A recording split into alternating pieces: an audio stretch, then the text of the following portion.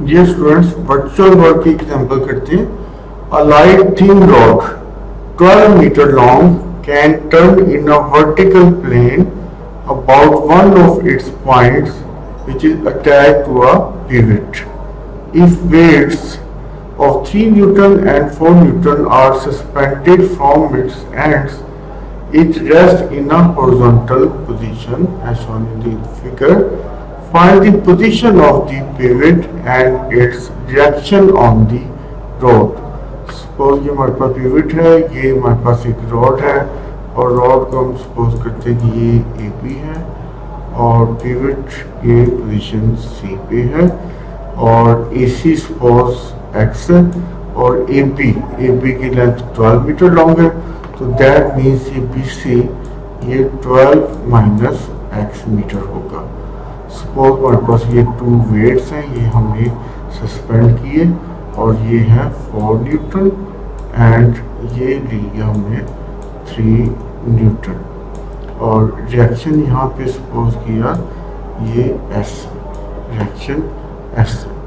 तो equation of virtual work ये हम यहाँ पे अप्लाई करते हैं। Equation of virtual work, suppose यहाँ पे जो रॉड है वो रोटेट कर रहा है infinitesimal rotation delta mega, infinitesimal rotation delta omega ये रोटेट कर रहे हैं और जो मूवमेंट्स हैं हमारे पास मूवमेंट्स हैं 4x, ये मूवमेंट एंटी क्लॉकवाइज और उसको हम पॉजिटिव ले लेते हैं और एक नेगेटिव यानी कि क्लॉकवाइज और दूसरा मूवमेंट है हमारे पास -3 टाइम्स 12 माइनस एक्स, ये मूवमेंट्स हमारे पास है और इन्फिनिटेसिमल रोटेशन हमारे पास डेल्टा ओमेगा है।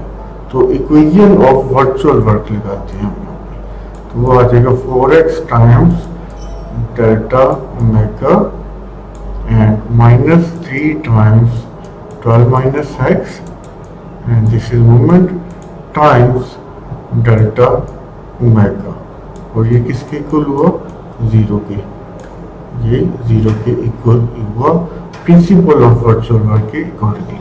डेल्टा ओमेगा कैंसिल हो जाएगा तो ये आ जाएगा 4x minus 36 plus 3x equal to 0। That means कि 4x प्लस 3x ये 7x माइनस 36 किसके इक्वल आ जाएगा? 0 के and that means x equal आ जाएगा 36 by 7 which is 5 whole 1 by 7 यानी कि सी की पोजीशन हम कह सकते हैं कि ए सी तो आ गया 5 whole 1 by 7 meter, whereas B C ये 12 में से माइनस कर देंगे, 12 minus 36 by 7 which is 48 by 7 and which is 6 whole 6 by 7 meter. जी ये भी ए सी मीटर में और BCB मीटर।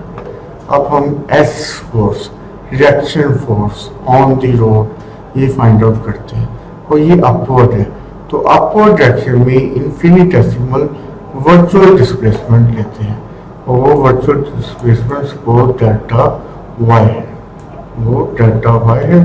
तो अब हम इक्वेशन ऑफ वर्चुअल वर्क यहाँ पे अप्लाई करते हैं, तो अपवर्ड आ रही है S, तो S टाइम डेल्टा y और डाउनवर्ड फोर्सेस आ रही है 4 न्यूटन एंड 3 न्यूटन, तो आ जाएगा -4 into delta Y -3 into delta Y, ये इक्वल आ जाएगा 0 के। डेल्टा वाई कैंसिल हो जाएगा तो मेरे पास आ जाएगा s -7 equal to 0 which implies s equal to 7, तो ये 7 न्यूटन की फोर्स आ जाएगी।